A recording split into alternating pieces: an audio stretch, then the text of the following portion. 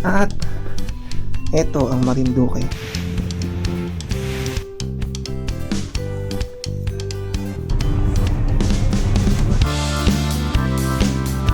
Kano kaya bayad dito?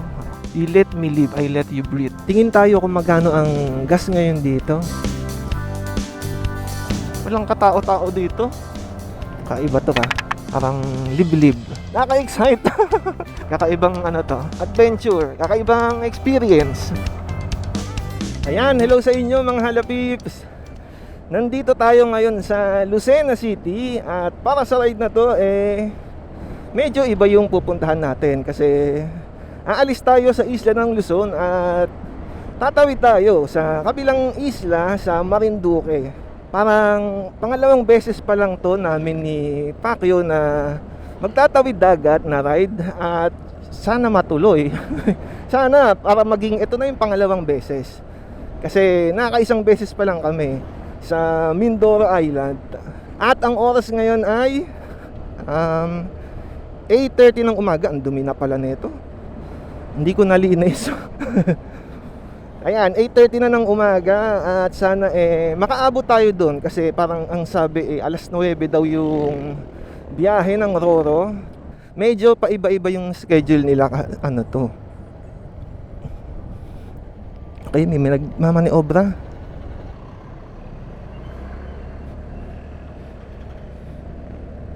Yan, nawala na yung sinasabi ko dahil dun sa truck. Naputol na. Di ko na matandaan. Ayun, sana umabot tayo sa schedule ng Roro kasi ayon sa Facebook post nila, 9 o'clock daw yung biyahe ng Roro ngayon. Tapos meron pa mamayang alas 12 yata, tapos alas 6 na ng umaga.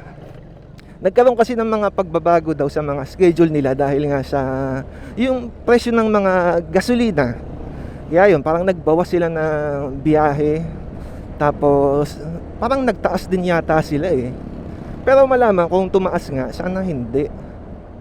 Pero yun, halos lahat apektado talaga nung pagtaas ng gasolina dahil nga sa nangyayari sa Middle East.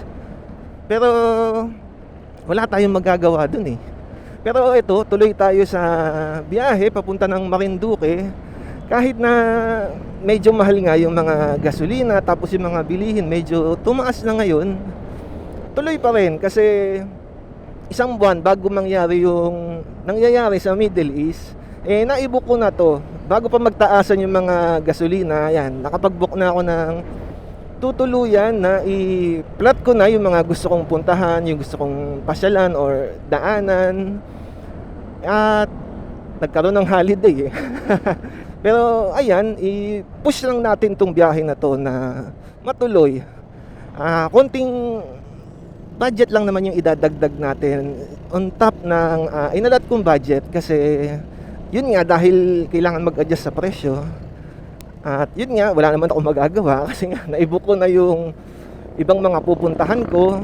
At ngayon ay papunta na tayo sa port dito sa Lucena City. Dalahican yata yung pangalan ng port dito, or itong kalsada na to, Dalahican Road to. Yan, so nandito na tayo sa Fishport. Siguro pareho lang dito. Magkano po? Sa Magrororo po. Ito yung kaliwa. U-turn na lang ako. Thank you. Okay, mali pala. Ewan ko dito kay Google Map. Roro po, dito sa kanan. Sige po. Thank you. Okay, mali pala yun. Si Google Map, doon ako tinuro. Dito pala tayo sa kanan. Ito nga, Port of Lucena. Naku, ito ulit may toll gate. Magrororo po ba Marinduque? Bangangit na lang, bakit na lang ito, sir? Ito po. Dire-diretso pa yan, sir. Ay, hindi pa dito. Sige, thank you. Ayun, may Roro. Sana papunta yan doon sa Marinduque. At sana umabot tayo. Kasi pag hindi tayo nakaabot dyan, baka alas 12. Ayoko nang ganun. Ayan nga, parang Star Horse nga yung nakita ko doon. Magkano kaya bayad dito? Okay, nakalagay ay 65 pesos. Siguro naman type 1 to si Pacquiao. Ito po. Opo, Marinduque. Boss, pa kanan po. Sir, kanan ng konti, kanan, kaliwa. May motorcycle lane, doon tayo tadaan. Doon din po makakakuha ng ticket. Sa barko na, sir. Sa barko na. Sige po. Thank you. Ayan, kapasok na tayo dito sa terminal. At ito, kano ba? 65, nakabaligtad eh. Pamarinduque po. Sige po, thank you. Iba pamunta ng Masbate, may Paromblon, Balanacan. Ito papunta ng motorcycle. Dito daw. Parang iba yung port na to, no? Kumpara sa port sa Batangas. Ito pila. Okay, anong oras na ba? 8:43. Okay, so ito 65 pesos yung parang terminal fee. Ayan, may petsa pa. March 22. Yan, so hintay tayo dito. Apo. Didiretso na? Aha. Saan po magkukuha ng ticket? Ano yun? Sa Playmobil kaya sabay, okay lang. Ha? Playmobil. Okay lang. Hindi naman sasabog. Saan po? Pasok siya doon, dulong kanan. Doon na lang din kukuha ng ticket? Doon na lang sir, sa loob. Sige. Star Wars po. Okay, dito daw sa Star Horse. Tinanong ako kung okay lang daw ba kung kasabay ko mga Playmobil. Sabi ko okay lang naman basta hindi sasabog. Ito na yata yun.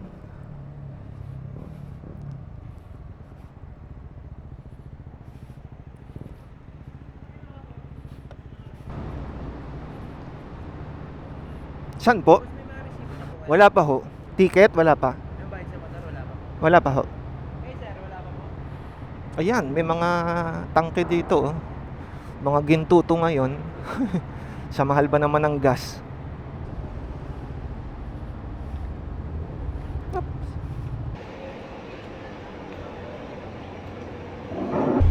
Parang walang katao-tao dito sa Roro. Maliban sa mga crew, ako, at yung isa pang nakamotor. Aabot ng mula sa 2 hanggang sa 3 oras ang biyahe ng Roro. Ito 1.3 yung bayad sa motor kasama na ako. Nung nag-check ako parang 1.5 na eh. Pero siguro hindi pa nataas ngayon. March 22 ngayon, 2026. At kapag nandito sa Roro, ang pwede mong gawin ay matulog, kumain, mag-sightseeing, o manood ng mga video kung may signal.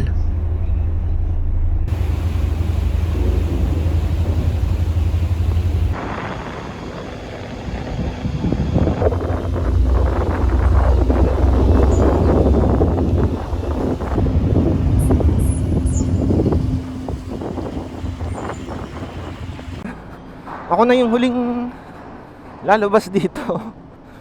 Natatakot kasi ako sa mga truck. Nasa kabilang side ako ng nitong Roro pumuesto. Mali yung pwesto ko. So ito na. Nandito na tayo ngayon sa Port ng Balanacan dito sa Marinduque. At ito yata yung exit. Naka-excite. Kasi dumating na tayo dito kasi first time. Ticket Kulay blue sir, kulay blue. sa kabila yung sa Opo, yung kabila. Yan. Okay, thank you. Okay na, hinto tayo doon. Ito, tingin nga tayo saglit dito. Ang ganda, ang linaw ng tubig oh. Parang structure siya. Nakakatuwa, mga isla. Naka-excite kasi siyempre nasa ibang lugar tayo. At ito, nakakatuwa mag-explore. Natutuwa ako. Kasi natuloy din to. Matagal ko na ring plano tong Marinduque kasi talaga eh. Last year pa nga to dapat eh. Hindi lang matuloy-tuloy dahil nga busy. Pero ito, natuloy na. Okay. Dito tayo. Actually, maaga pa ngayon. Anong oras pa lang 12:40. So, maaga-aga pa to. Kaya meron akong pinili na mapupuntahan dito. Malapit lang naman dito sa port ng Balanacan. At syempre, dahil na nandito naman na rin tayo sa Mogpog, naghanap ako ng pwedeng pasyalan dito. At eto, dito tayo ngayon unang pupunta para sa ride natin dito sa Marinduque. Okay, so ganito pala yung mga dito, community dito sa Marinduque. Siyempre, ako curious ako kung ano yung itsura dito. Kaya yan, medyo ninanamnam ko kung ano yung nakikita ko. Wala lang, kasi nakakatuwang ma-experience yung ganito, nakakatuwang pumasyal. At ito nga lang, yung kalsada medyo hindi masyadong nami-maintain. Medyo may mga bitak, may mga lubak, sira, yan. Pero okay lang. May kabilaan naman namimili naman yung mga lubak o kaya yung mga bitak. Ito, nandito sila ngayon. Tapos sunod, nandito naman. Ito ngayon, sabay sila. Pero may daanan naman. Adventure pa rin to. Yan, ito. Maayos na yung kalsada banda dito. Medyo maiksi lang naman yung malubak. Oh, poso sa gilid ng kalsada. Parang ang tagal ko nang hindi nakakita ng poso ha. Dati may ganun kami poso hindi pala sa amin. Nakikiigib lang kami. Tapos minsan kapag medyo nagdadamot yung may-ari ng poso, tinatanggal nila yung hawakan, yung pambomba ganun. Tinatago nila yon. Meron din kaming ganun, yung tubo na ganun, kasya dun sa poso, kaya nakakaigib pa rin kami.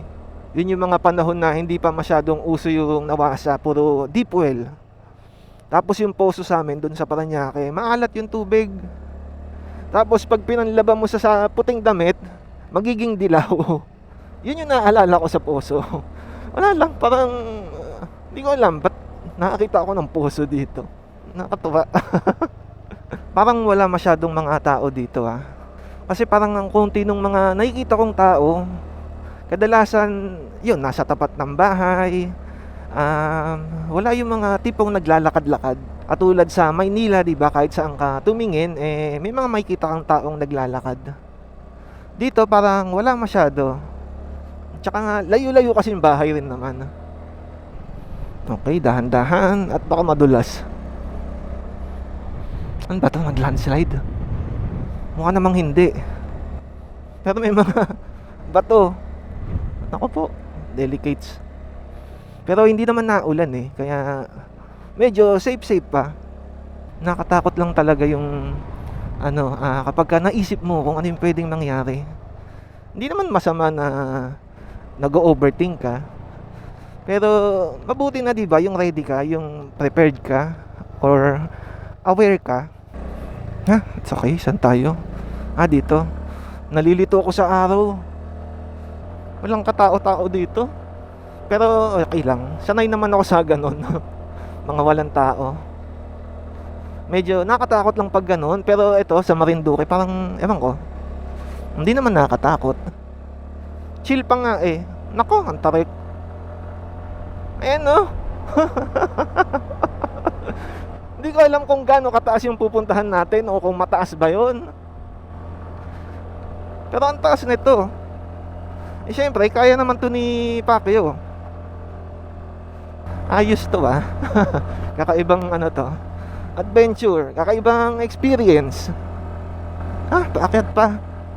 Okay, nandito na daw tayo. Nasaan? Dito. Pwede dito pumarada?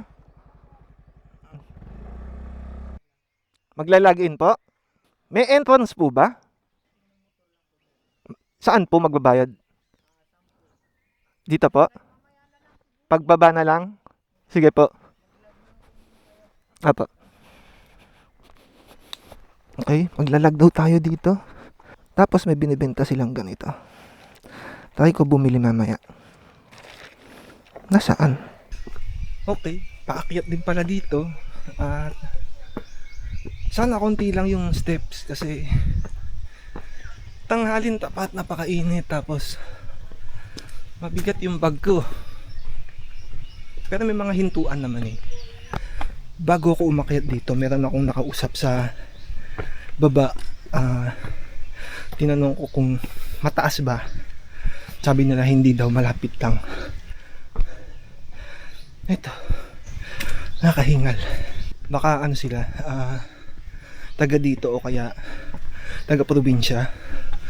Kasi pag yung mga taga probinsya tinanong mo, yung malapit nila napakalayo para sa mga taga Maynila. Wala namang masama, pero yung estimation nila kakaiba. Pagkatapos ng mga hagdan, dumating na tayo dito sa tuktok. Ito ang Luzon Datum. Simple lang siya pero iba yung pakiramdam kapag nandito ka na sa taas. Okay, so ito palang Luzon Datum ano siya, siya yung umpisa dati nung yung mga sukatan kung nasaan yung mga iba-ibang lugar dito sa Pilipinas. So, yan, medyo mabigat lang yung pangalan kasi parang Luzon Datum, parang bigat. Pero yun, basically, yun pala siya. Siguro yung mga panahon pa na wala pa yung mga Google Map, GPS, yun. Siguro yun. Ito yung basihan nila, itong point na to. Dito yung parang 0 point ng lahat ng lugar dito sa Pilipinas. Kaiba lang, no? Pero ito maganda. Ang ganda. Kita yung port dun sa malayo.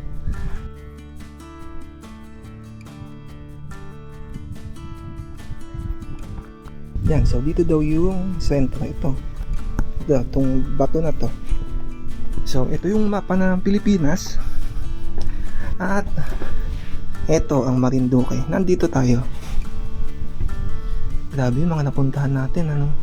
Nakapwesto na tayo dito, banda sa Cordillera, Baler, Bataan, ito Mindoro, tas itong Bicol, yan. Tapos ngayon nandito tayo. Sana makaabot tayo dito, banda sa Panay, dito banda sa, gusto ko dito pumunta sa Bukidnon.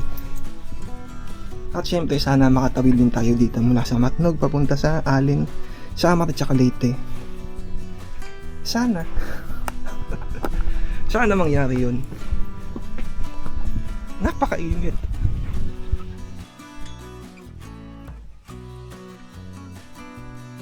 Sige po. Yan, tara na. Medyo napatagal ako dito. Kasi kailangan ko magpahinga. Kasi masyadong mainit. At eto, napakwento na rin ako kay ate kanina doon habang nagpapahinga ako. Nagtanong ako sa kanya ng mga magandang pasyalan dito. Kasi syempre, lokal siya dito. Kaya alam niya yung mga destination dito. Tsaka yung mga bagay na kilala yung Marinduque. Yan, tinanong ko siya ng mga ganon. At syempre, kailangan mapuntahan natin yung mga ayon. O kaya naman masubukan. Kasi nandito naman tayo sa Marinduque, di ba? Bakit hindi pa subukan? Hindi ko alam kung kailan ako makakabalik dito or makakabalik pa ba ako dito. Parang ang tahimik talaga dito sa Marinduque. Kasi ang konti ng mga tao na nakikita ko. Banda dito lang naman sa dinaanan ko na to. Ito. Parang ang konti kasi ng mga tao. Kaya yan, nakakatuwa kasi ang lakas mga probinsya. Tapos ito ba yung mga sigsag na to. Nakakatuwa. Pero syempre, para sa akin, yung pinaka nakakatuwa ay yung makapunta sa ibang mga lugar dito sa Pilipinas. At ito dahil hindi pa nga ako nagtatanghalian, naghanap na ako ng makakainan dito at meron na akong nakita. Dito lang naman din yon sa Mogpog. Kaya yan, tara. Okay, mukhang balik na tayo sa main road. Nakakapanibago. Kasi sanay ako sa mga yung mga pagbundok, yung mga kakaibang puno, panggubat o kaya mga pine tree, to. Parang kakaiba siya.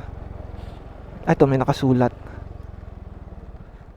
You let me live, I let you breathe. Baka siya, ano ba tawag dito? Siguro ano siya, matandang puno na siya. Kaya ayan, nandun siya sa gitna ng kalsada. Parang iniwasan nila yung puno. Parang hinati nila yung kalsada. Ala, ano ba to? Mali pa ako. Dito pala yung linya ko. Ang gulo. Nakalito yung guhit ng kalsada nila. Hindi ko natignan kung ano yung klase ng puno na yon. Pero yun nga, napansin ko siya agad kasi parang ang laki niya. Kakaiba siya sa mga nasa paligid niya. Oh, ano to? Marinduque. Moriones. Dito nga kasi yung Moriones Festival. Tuwing ano siya Holy Week. Alam ko, doon yung Moriones Festival. Pero kasi ako, iniwasan ko yung Moriones Festival. Bukas pala to. Yan, iniwasan ko siya kasi para mas konti yung tao. Tapos, syempre, yung pag konti tao, yung accommodation, mas mura din. Kaya ayun, iniwasan ko yung peak season nila kahit na gusto kong masaksihan yung Moriones Festival. Ayun, para makatipid sa gastos ng ride. Ito na kaya yung pinakabayan ng Buwak. Wala akong nakikitang parang munisipyo eh. Okay, dito tayo sa kanan. Nandito yung pinin ko na kainan dito. Marami namang mga kainan dito sa Buwak. Pero yung pinili ko kasi is yung nandito, yung wala sa sentro ng bayan nila. Kasi habang nagtitingin ako, parang siya yung medyo tumatak para sa akin. Kaya yun, nag-decide ako na dito na lang. Sige. Okay, maiksi lang pala. Kala ko mahaba to. Okay, dito sa kaliwa. Ito si Google Map niligaw pa ako kanina. Pinakaliwa ako sa daanan na mali naman pala. Kaya yun, huminto pa ako para magtanong-tanong ulit. Sabi niya kumaliwa ako in 200 meters. Di kumaliwa ako. Ayun, nagkamali tuloy. Tapos, yung pagbalik ko sa tamang kalsada, yung pinapakaliwa niya sa akin, pagkatapos pa pala ng 2 kilometro, ang lapad nitong kalsada na to Siguro, parang bypass road. Yan, ang ganda ng view. Pero syempre, iba to. Kasi, ayun ibang klaseng taniman to. Taniman ng Marinduque to. Hindi to yung mga kadalasang nakikita ko sa Bulacan, Nueva Ecija, Aurora. Yan, iba to. Marinduque. Okay, mukhang malapit na talaga tayo. Pinapakanan na tayo dito. Dito? Tama ba to?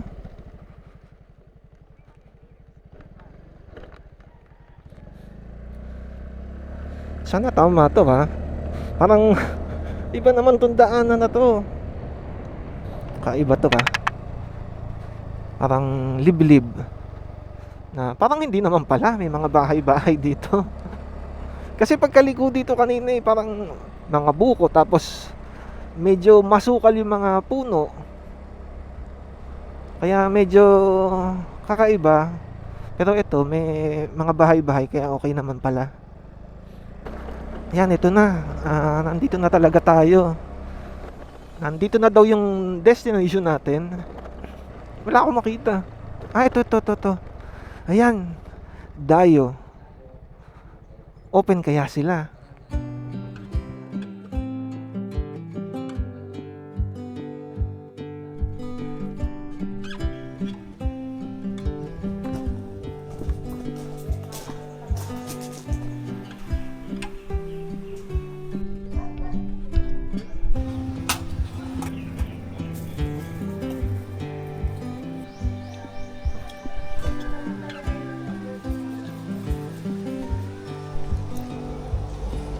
Masarap. Hapon na kasi kaya hindi na ako bumili ng kanin. Kaya ito, merienda na lang. Sa hapunan na lang ako magkakanin. Tingin tayo kung magkano ang gas ngayon dito. Hindi pa naman ako magpapagas. Pero ito, diesel 107. Medyo mahal pero okay lang, wala naman tayong magagawa kundi bumili na lang ng gasolina. Hindi naman natin control yan. Pero yan yung presyo ngayon dito ng mga gasolina dito sa Marinduque. Parang feeling ko parang ang chill dito sa Marinduque. Parang napaka-kalmado ng buhay, relax, simple. Yun yung nakikita ko sa paligid habang bumabiyahe ako. Parang ang sarap, no? Kasi napakalayo sa buhay ko sa Maynila na napaka-busy, nakaka-stress. Pero dito napaka-chill. Yan, nandito na tayo. Dito sa 9 balconies. Pwede kaya dito pumarada? Ito nga pala ang tutuluyan ko. At ito ang tanawin. Hindi pa tapos ang ride natin sa Marinduque. Sa susunod, iikutin at papasyalan pa natin ang iba't ibang lugar dito sa isla. At masisilip natin ang pag-uumpisa ng Moriones Festival. Muli mga halapips, maraming salamat sa pagnood ng video na to at sana ay nagustuhan ninyo. Pa-like and subscribe na lang at hanggang sa susunod na ride. Bye-bye!